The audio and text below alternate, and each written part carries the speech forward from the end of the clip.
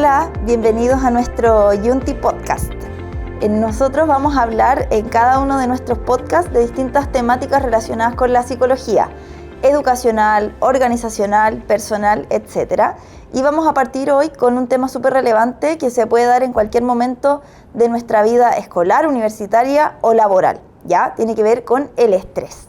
La Organización Mundial de la Salud ha detectado este tema como un elemento importante incluso antes de la pandemia, ya hablando de esto como una epidemia, y hay informes, ¿no es cierto?, de que incluso sobre un 70% de las personas han manifestado situaciones de estrés en algún momento de su proceso o de su etapa laboral. Así que es un tema totalmente relevante y que, como se podrán imaginar, puede estarnos afectando a nosotros en este momento.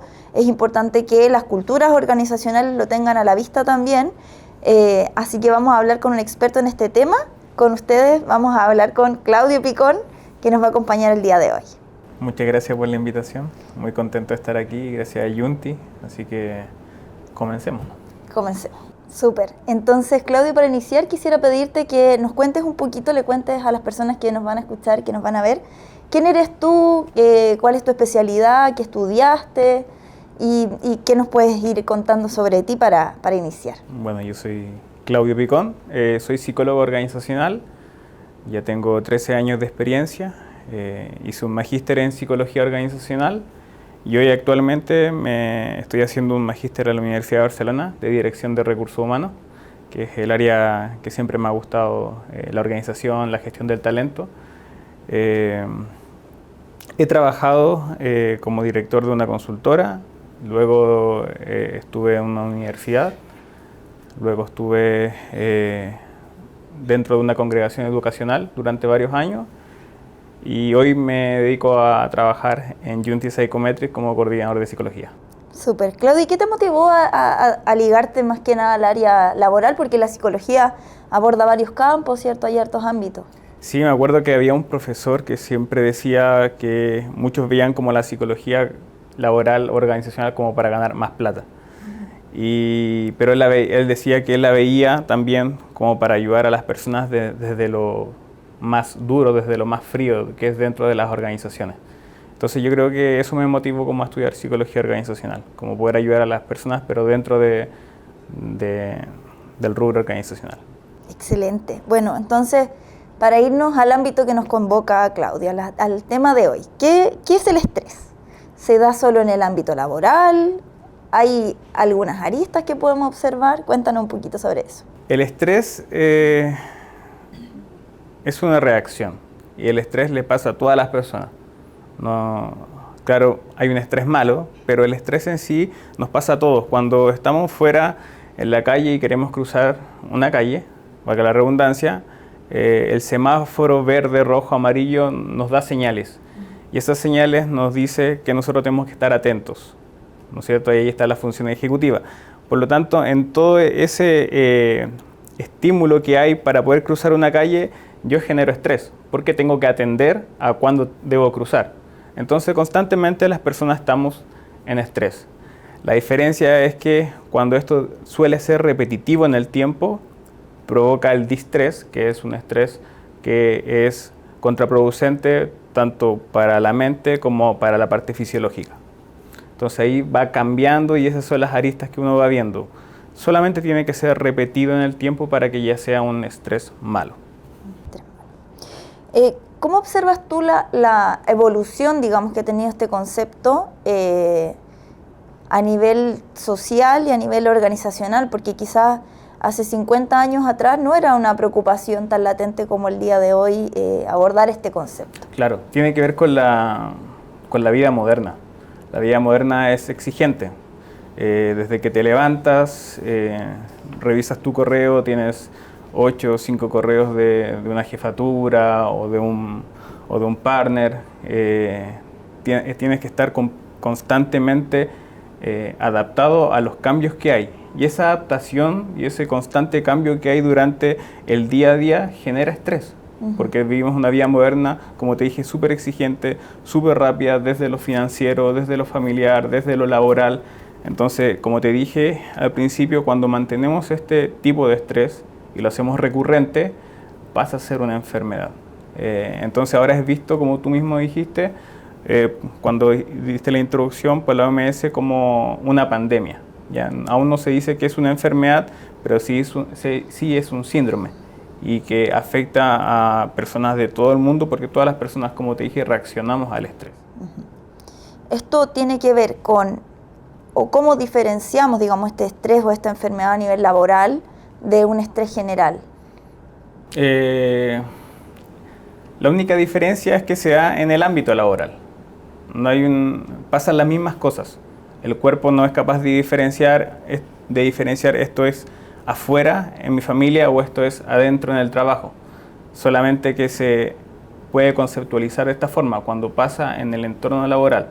Y el entorno laboral, ¿no es cierto?, tal como te decía, de la vida moderna, te exige cosas, te exige horarios, te exige, no sé, marcar, te exige tiempos. ¿Marcar te refieres cuando la gente ingresa a su trabajo? Ingresa, sí. Sí, porque después vamos a llegar a ese punto de la flexibilidad laboral y como de las estrategias de las organizaciones, pero muchas cosas que las empresas te piden que tiene que ver un poco con el control, es lo que también estresa a las personas dentro del ámbito laboral.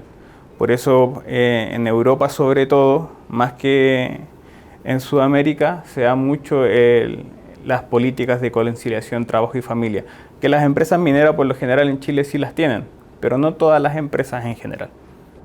Súper. Dentro como ya estamos pasando harto al tema de la empresa, ¿cierto? De este mundo, ¿no? ¿Verdad? La cultura organizacional, ¿qué implicancia tiene, ¿no es cierto?, en tanto la responsabilidad como cultura organizacional, como dentro de preocuparse del propio trabajador y tener a lo mejor algún elemento para prevenir? Eso también ha ido evolucionando. Antes las personas eran como las que tenían un poco, como decir, la culpa del estrés. Se veía así. La persona no tiene flexibilidad, la persona no sabe afrontar las cosas, lo cual sigue siendo importante, pero ya no se ve de esta manera, sino que se ve que las organizaciones son las que pueden incidir en que las personas tengan estrés laboral o no. Cuando el estrés laboral es mucho más repetido, ¿ya? Esto genera burnout. Y el burnout es cuando la gente se siente quemada, ¿ya? No puede más, empieza el absentismo laboral, las licencias médicas, el trabajo contraproducente, que es estar en el trabajo pero en el fondo no trabajar, ¿ya? La persona se despersonaliza, o sea, estoy acá pero en el fondo realmente no estoy trabajando en este lugar, estoy solamente porque estoy cumpliendo un horario. Entonces, el estrés laboral ya no es visto desde el punto de vista de la persona, sino de cuál es mi estresor, qué me está estresando, ¿ya? Y aún así, aunque quite este estímulo estresante hacia las personas, no se va a ir el estrés tan rápido. Tiene que ver, como tú me decías, y la pregunta que hacía, con una cultura organizacional. Y las culturas demoran años en cambiarse, ¿ya? Primero son las políticas, pero las políticas son buenas porque te dan una base, ya, para decir, ya, esto se puede y esto no se puede hacer, pero tiene que ver con las relaciones sociales más, ¿ya? Tiene que ver con una relación social sana, una relación social con respeto, con cariño, con apoyo social. Oye, entiendo que tú tienes un problema, por favor, anda a tu casa. Entiendo que falleció alguien, anda a tu casa. Pero las empresas no hacen esto por lo general, sino que tienes que cumplir el horario y tienes que cumplirlo porque estás con un contrato.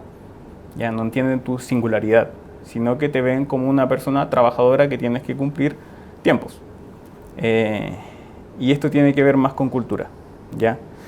De hecho, hay gerencias de la felicidad, hay gerencias de cultura organizacional, hay gerencias de personas, por eso ya no se le llama recursos humanos, porque el recurso humano ve una parte administrativa dentro de la organización, sin embargo la gerencia de personas ve a la persona como una totalidad, ¿ya? Tanto en la parte administrativa como en la parte del apoyo social, de lo que necesitas, de la flexibilidad laboral, de tiempos de parentabilidad también. Empresas más modernas le dan el llamado postparental, cuando son papás, también se les apoya en eso. O sea, más allá de la ley, se les da un tiempo más para que las personas tengan. pero en esto te estoy hablando un poco más de estrategias para que una cultura organizacional sea como efectiva. Pero claro, volviendo a tu pregunta, la cultura organizacional es fundamental para las personas. Claro, ¿y qué pasa, por ejemplo, si es que no existe esa cultura a lo mejor a nivel de empresa? Porque hay empresas a lo mejor más pequeñitas que, como tú decías, solo cuentan con una persona, ¿cierto?, que refiere a recursos humanos y no a una gerencia de personas, como mencionaste. Sí. ¿Cómo abordar eso a nivel de las empresas? Yo creo que una empresa, para que sea siempre una empresa buena, los valores son súper importantes. A veces los valores de la empresa están solamente escritos, pero no se hacen, ¿ya? Y también ya tocaste un punto importante. Muchas veces se selecciona a las personas a través de lo técnico que es, a través de los estudios que tenga, más que de los valores y qué va a entregar hacia la empresa, ¿ya? Entonces esto también tiene que ver porque estoy tomando personas, talentos, que para mí son talentos, que pueden influir en todo el entorno social y en el clima laboral. Entonces, por eso te digo, cuando yo quiero hacer las cosas bien, tengo que hacerlas bien desde un principio. Si una empresa es más chica, es una oportunidad mucho más grande, antes que crezca mucho más, de poner ese foco en las personas. Entonces ahí va cambiando esa cultura a través de los años y después claramente una gerencia, cuando ya se pueda, cuando crezca y se pueda integrar una gerencia de personas, va a ser mucho más fácil, porque ya está arraigado en las personas esa forma de vivir el entorno social. Claudio, ¿y tú consideras que hay ambientes laborales que a lo mejor generan más tensión o más estrés que otros?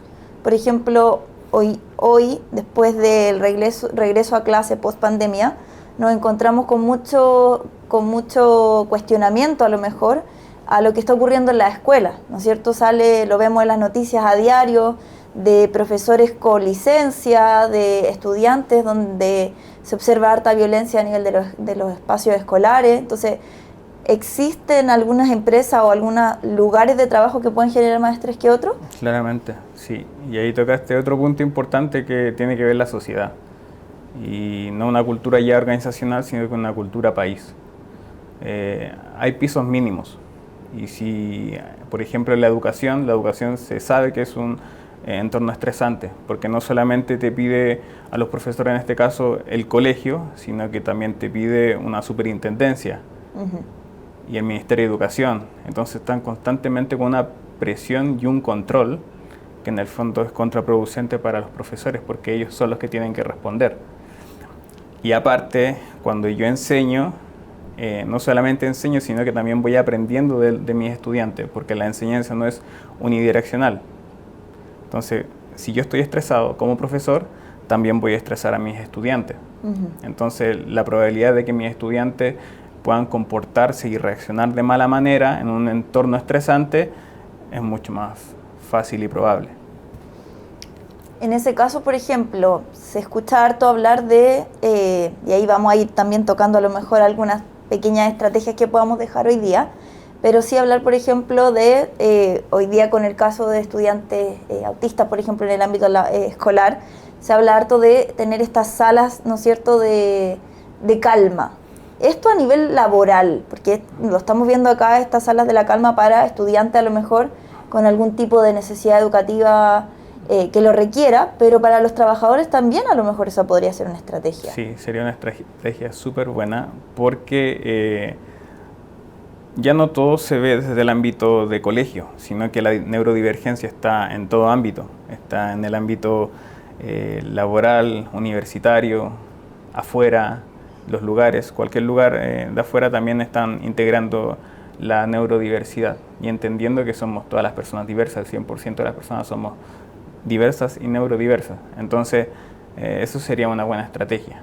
Ahora, claro, tiene que ver, como te digo, con una cultura centrada en las personas. Cuando una cultura organizacional se centra en las personas, la persona es más productiva, la persona es más comprometida, tiene una identidad laboral mucho más fuerte. Y esto es importante porque tanto la identidad laboral como la autoestima son aspectos básicos del ser humano. ¿Ya? Cuando la persona ve, hay una teoría que se llama Stress as Offense to Self, que significa estrés como ofensa hacia uno mismo.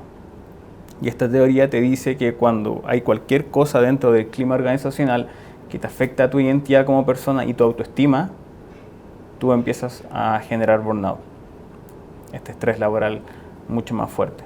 Entonces, si vemos una empresa que se preocupa mucho de sus trabajadores y trabajadoras a nivel de autoestima y de identidad y la hace más fuerte, es mucho más difícil que ocurra estrés laboral.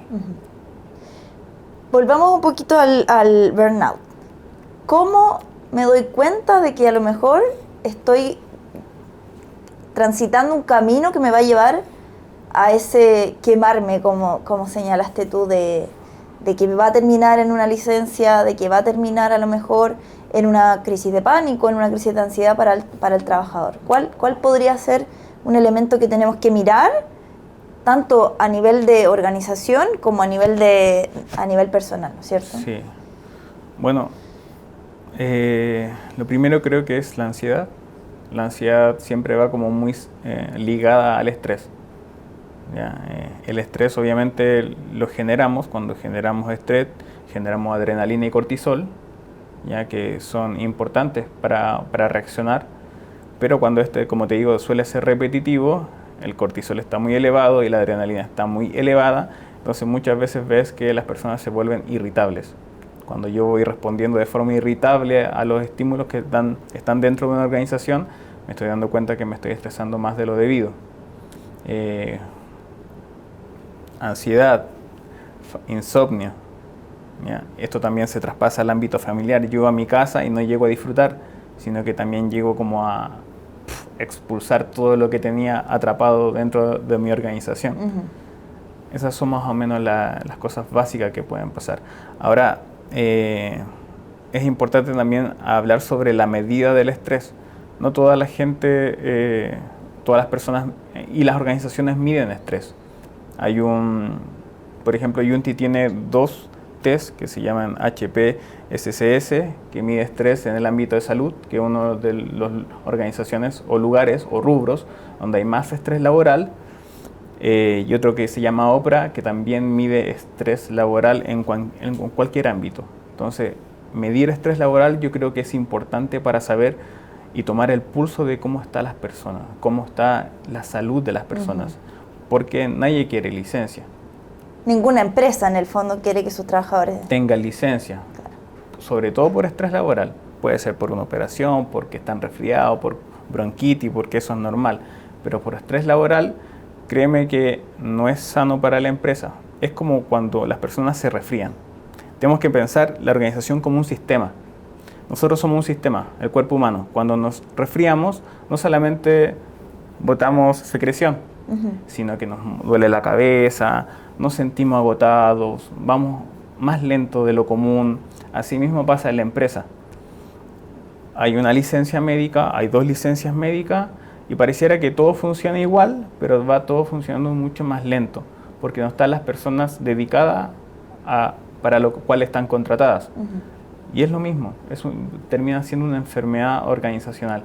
Por eso hay que ponerle mucho ojo a las personas. ¿Qué pasa con los liderazgos? ¿Con los jefes? Los liderazgos ¿Con los compañeros de trabajo? Sí, los liderazgos son esenciales. Los liderazgos marcan una pauta de lo que van a ser las demás personas. Por ejemplo, los liderazgos son ejemplos. Solamente si yo veo que mi líder se queda hasta las 7, 8 de la tarde trabajando, cuando su salida es a las 6 de la tarde, va a marcar también un precedente para mí. Va a decir, si yo no me quedo hasta esa hora, quizás no lo estoy haciendo bien o no estoy tan comprometido con el trabajo. El ponerse la camiseta, que es un concepto tan utilizado en nuestro país. Pero unos estudios, y son del año 2022-2023, demuestran que las personas que se quedan hasta más tarde no tienen que ver porque son más comprometidos, tienen que ver porque no saben organizarse bien en el tiempo que tienen. O sea, tienen una mala organización del tiempo y no saben gestionar su propio tiempo. Entonces no quiere decir que sean más comprometidos. Y eso es algo importante, porque eso un gerente general tiene que verlo mucho. Si yo veo que hay personas que se están quedando hasta mucho más tarde, tengo que poner ojo en esas personas, porque no están gestionando bien su tiempo, no le están dando tiempo también después a su familia y en algún momento van a generar mucho estrés y no van a estar siendo personas productivas. ¿Ya? Entonces una persona que se queda hasta más tarde no quiere decir que sea un mejor trabajador. Eso. Súper. Wow, harta importancia de lo que señalaste, Claudio, para nosotros. ¿Cómo compatibilizar la vida personal? Tú lo tocaste recién, ese tema de quedarse hasta tarde, llegar cansado, no llegar a lo mejor con una disposición positiva a la casa. ¿Cómo compatibilizamos como trabajadores eso? Sí, yo creo que hay dos cosas. Hay técnicas de afrontamientos personales y, como te dije, políticas que se pueden implementar en la empresa. Desde la empresa, como te dije, la política de conciliación trabajo y familia es importante porque te da teletrabajo, te da flexibilidad laboral, te da apoyo a tu familia cuando lo necesitas, ¿ya? Y esto tiene que ir de a poquito, ¿ya? Uno podría decir, ¿por qué mi empresa no lo hace inmediatamente? No, porque tiene que ver también con un presupuesto, con que esto sea sustentable. Si la empresa crece, ¿se lo puedo dar a todas las personas que están? Por ejemplo, vamos a comprarle una polera a todas las personas de la empresa, ¿ya? Porque lo pidieron. Pero tengo que pensar si esa polera que le voy a dar a todas las personas es sustentable en el tiempo, ¿ya? Si llega otro, 2 o 10 personas más, voy a poder también regalarle esa polera. Es importante pensar eso. ¿Sabes por qué? Porque cuando pasa que muchas personas dicen, oye, pero antes nos daban polera y ahora no dan nada. Claro. Antes nos daban esto y ahora no dan nada. Y entonces genera tensión organizacional. Por eso es muy importante que todas las cosas que se vayan dando vayan siendo bien pensadas también desde lo financiero. No solamente de dar por dar. Perfecto. ¿Ya? Y desde lo personal, las estrategias de afrontamiento siempre van a ser meditación, que es lo más recomendado. La meditación baja mucho el cortisol. Es muy importante, ¿ya? Es muy importante el tema del cortisol, porque el cortisol, muchas personas dicen, ya, voy a hacer ejercicio para relajarme. O incluso cuando llega verano, voy a hacer ejercicio para bajar de peso. Pero les cuesta mucho bajar de peso porque están muy estresadas, ¿ya? Y cuando hay mucho nivel de cortisol en el cuerpo, aunque tú hagas mucho ejercicio, no vas a bajar de peso, ¿ya? Porque tu cuerpo se está protegiendo, está sobreviviendo. Entonces, por eso es importante la meditación o el mindfulness y también entrenar, que también es importante porque te ayuda a soltar. El apoyo social no solamente es importante para el estrés, sino que también para la depresión o para trastornos de ansiedad. El apoyo social es súper importante. Que tú tengas una red de apoyo siempre va a ser importante, no solo para ti como individuo, sino que dentro de la organización también. Que tengas personas con las que puedas confiar. Esas serían como las más importantes. Súper, entonces hemos ido conversando sobre algunos elementos laborales, ¿cierto?, que nos pueden brindar nuestra empresa, algunos elementos personales que podemos ir haciendo nosotros también. Y de prevención, ¿sirven, por ejemplo, esas actividades que hacen las empresas de que van a hacer unos minutos de pausa, la fiesta de fin de año que muchas veces se da? ¿Sirven esos elementos para prevención? Sí, sirven bastante, pero sirven cuando es más mantenido en el tiempo, no cuando son muy aisladas. Ya, sirven, por ejemplo, no sé, celebrar los cumpleaños. Cada mes eso sirve igual, porque te da un pequeño momento donde las personas se ven desde otro punto de vista, conversan otras cosas que no tienen que ver con lo laboral y mejoran la comunicación entre ellas, ¿ya? No es un tiempo perdido, sino que es un tiempo ganado. Entonces, cualquier momento que las personas tengan para poder encontrarse, siempre va a ser bueno porque va a mejorar el clima organizacional, te vas a sentir más a gusto quizás con la persona que tú creías que no tenías feeling, te vas a acercar y te vas a dar cuenta que hoy sí, yo la veía de esta forma, pero ahora que la conocí es totalmente diferente. Entonces es muy importante que las empresas implementen también estrategias de apoyo, quizás con otras empresas que les ayuden, que tienen más experiencia en cómo gestionar el estrés en la empresa, la ansiedad en la empresa. Eso es importante. El teletrabajo, que es un tema que antes de la pandemia ya se venía dando en algunas empresas, bien nuevo en Chile, que me imagino que en el resto del mundo a lo mejor ya estaba un poquito más probado. Con la pandemia esto se instala un poquito más y cuando la pandemia se acaba, los trabajadores vuelven y eso me imagino que también genera un quiebre. Sí. El teletrabajo ayuda, potencia, hay que llevar un equilibrio? ¿Qué pasa con la gente que tiene 100% teletrabajo? Sí. Te voy a hablar solamente en base a estudios. Y los estudios dicen que tiene que haber un equilibrio. Ya, no 100% teletrabajo y no 100% presencial. Un equilibrio sería 2 días de teletrabajo y 3 días presencial. Eso sería un buen equilibrio. ¿Por qué? Porque primero el teletrabajo te da la posibilidad de no tener que desplazarte larga distancia hacia tu trabajo si vives lejos y no tener que separarte de tu familia tanto si después vas a hacer otra actividad con tu familia, ¿ya? Y también en la parte financiera también te ayuda, ¿ya? No gastar dinero en locomoción o en otras cosas, incluso en comida. Comida, claro. Ya, que también la parte financiera estresa. Y lo otro es desde el punto de vista laboral, ya que desde el punto de vista laboral, cuando tú das mucho teletrabajo, ya más de 2 días, no hay encuentro, las personas no se encuentran, las relaciones empiezan a ser más distantes. Y eso se ha visto a través de por lo menos 2 estudios que pude ver, que las personas se distancian más, el clima organizacional también se separa mucho más, ya no hay la fluidez en la comunicación no pasa. Entonces es muy importante encontrar el equilibrio, ¿ya? Pero de que es bueno, es sumamente bueno, porque también te dice que, oye, estoy confiando en mi trabajador, estando acá o estando allá, lo va a hacer igual de bien. Claro, eso muestra esa autonomía, esa confianza, esa autoestima que dijiste tú. Así es. Que potencia al trabajador. La productividad, sí. Súper. ¿Deberíamos nosotros como trabajadores implementar momentos nosotros de automonitoreo? Por ejemplo, a mí me vibra el reloj cada cierto rato para que me levante del asiento y es como una señal también de hacer una pausa mental un poquito en el trabajo. Sí. ¿Deberíamos ir implementando ese tipo de cosas? Sí, tal como los niños. Los niños no pueden estar 100%, 2 horas, 3 horas estudiando de forma constante porque cansa su cerebro y no aprenden mucho y no son muy productivos. Tal como los niños necesitamos pausa, trabajar durante media hora mucho rato y darnos una pausa de 10 minutos, ir a hacernos un café, ir al baño, conversar con alguien y después volver. Y dar otra media hora y después quizás un poquito más largo, 15 minutos, me doy una ventana. Pero si quiero ser una persona productiva tengo que darme tiempo de descanso. Si no, solamente me voy a ir agotando. Y, eso y esa es la razón por qué muchas personas después de almuerzo dicen, oye, estoy súper agotado, me duele la cabeza. Porque lo di todo y tanto rato de manera sostenida que después ya mi mente no puede más. Exacto. Y la glucosa del cerebro se va. O sea, hay todo un tema químico, físico, sí, biológico en el fondo también. Sí, como dije, somos un sistema. Exacto. Entonces nos pasa algo y nos pasa algo en todo el cuerpo. Súper. Claudio, quería preguntarte, ¿cómo influye, cómo impacta hoy día en todo este cambio, en este proceso que hemos visto de cómo se observa el estrés laboral, ¿cierto?, a nivel de organizaciones y cómo nos afecta el estar tan conectados?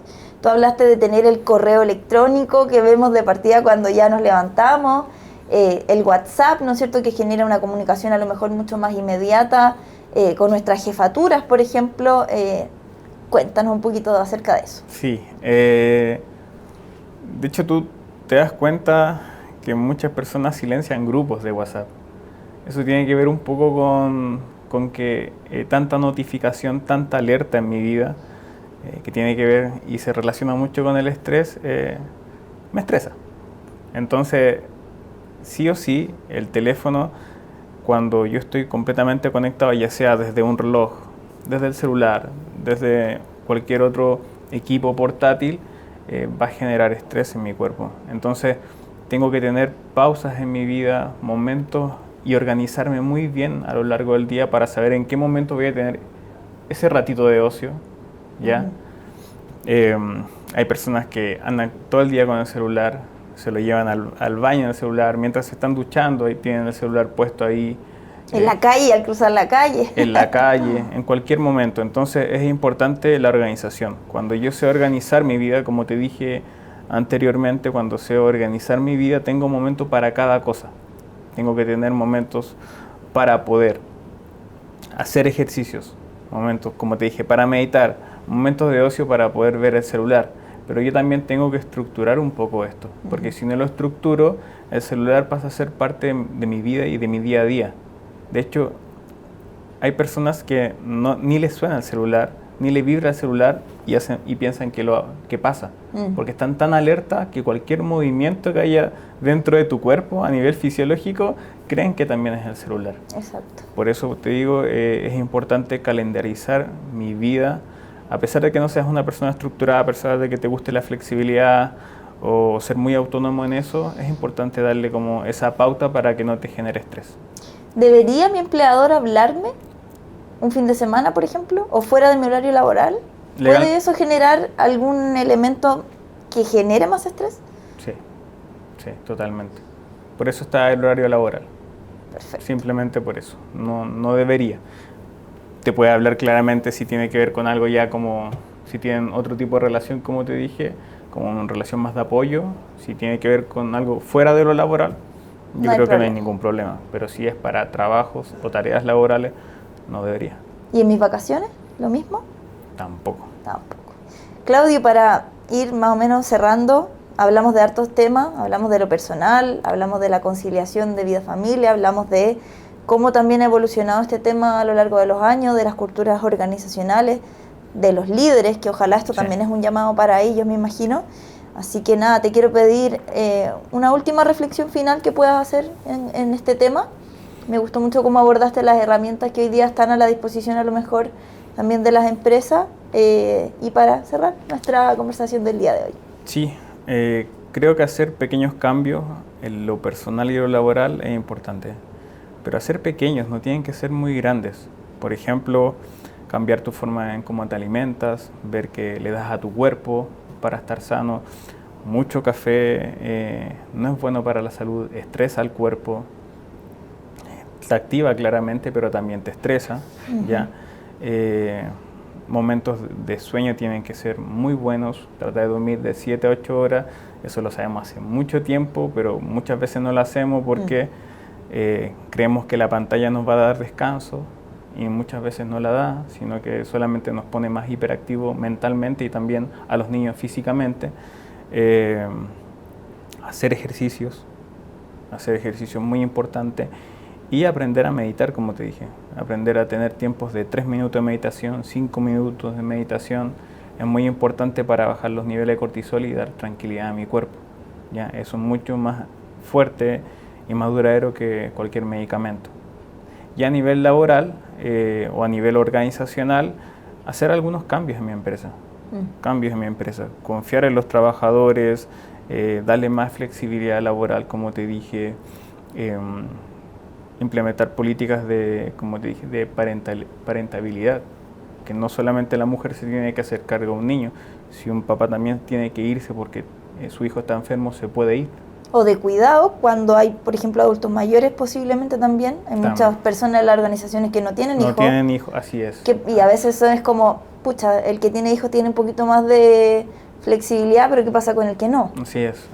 De hecho, claro, muchas personas como que dicen, no, ya no importa porque no tiene hijos. No es así. Todas las personas tenemos una vida y tenemos la capacidad y también las ganas de vivirla también como queramos. Entonces, es importante que pongamos ojo en todas las personas sin distinción. Súper. Claudio, queremos darte las gracias por habernos acompañado el día de hoy. En lo personal me voy con muchos elementos nuevos. Vamos a tratar de implementar la meditación en lo personal. Yo creo que a todos nos hace falta conversar sobre estos temas, transparentarlos en nuestras organizaciones. Así que nada, muy agradecida de esta instancia contigo. Muchas gracias por la invitación, la pasé súper bien. Fue una conversación muy amena, así que encantado de poder venir otra vez. Buenísimo.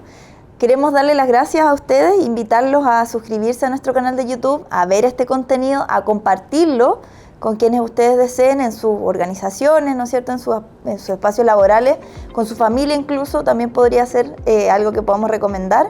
Suscríbanse, déjennos en los comentarios lo que opinaron de este podcast del día de hoy. Y no se olviden, ¿no es cierto?, de seguirnos y de contarnos si es que hay otras temáticas o otros expertos con los que quieran que conversemos. Muchas gracias.